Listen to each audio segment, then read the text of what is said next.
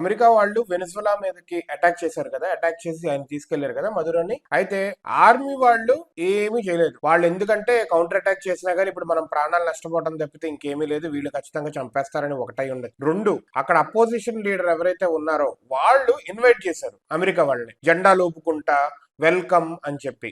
ఏమైంది, వచ్చారు తీసుకెళ్లిపోయారు. ఆర్మీ వాళ్ళు మాత్రం ఏమీ రిటాలియేట్ చేయలేదు, దాంతో ఎటువంటి క్యాజువాలిటీస్ జరగలేదు. సో ఒకటి, ఇప్పుడు ఇది లైక్ పాత రోజుల్లో సినిమాల్లో చూపిస్తా ఉంటారు చూడు, గోండా వచ్చాడు, జనాలందరూ ఆ సెంటర్కి వస్తాడు, జనాలందరూ చుట్టూతా ఉంటారు, ఏమైతే వచ్చి అమ్మాయిని రేప్ చేయటమో లేకపోతే అక్కడ మర్డర్ చేయడమో జరిగింది, జనాలు చూస్తానే ఉంటారు. భయం, వీళ్ళు ఏమన్నా అంటే చంపేస్తారేమోనని. ఆర్మీ వాళ్ళకి భయం ఏంట్రా, ఆర్మీ మీరున్నదే ఎందుకురా, సపోర్ట్ చేయడానికి కదా. ఆర్మీ వాళ్ళు ఏం చేయలేదు. సో ఇంకా ఏం చేస్తారు అసలు.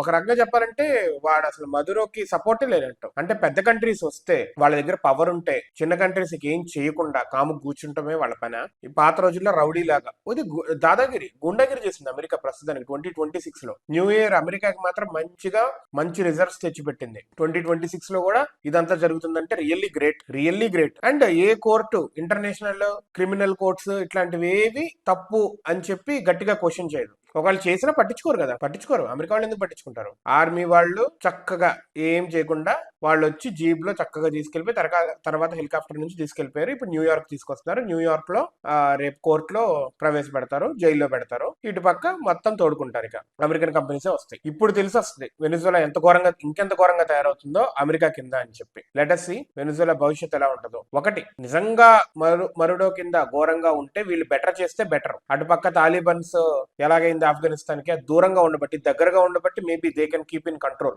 At least. But the act which they have performed is ruthless, ససేమిరా రాంగ్. అమెరికన్ ఎక్స్పాన్షన్ అవ్వచ్చు, ఇంకా వెనిజులా అనేది ఇక తుడిచిపెట్టుకుని అమెరికా వెనిజులాను కూడా ఒక స్టేట్ కింద చేసుకొని అప్పుడు డెవలప్ చేసుకుంటే దట్ షుడ్ బి బెటర్. ఇంకో కంట్రీని అలా చేసుకుంటూ వెళ్ళిపోతే ఏమైద్దిరా, అమెరికానే మొత్తం అయిపోద్ది ప్రపంచం అంతా, లేదా రష్యానే అయిపోద్ది, లేదా చైనానే అయిపోద్ది. అలా కాదు కదా. We don't know what it goes and how it goes. అసలు ప్లాన్ ఏంటో, ట్రంప్ ప్లాన్ ఏంటో మనకు తెలియదు. చూడాలి.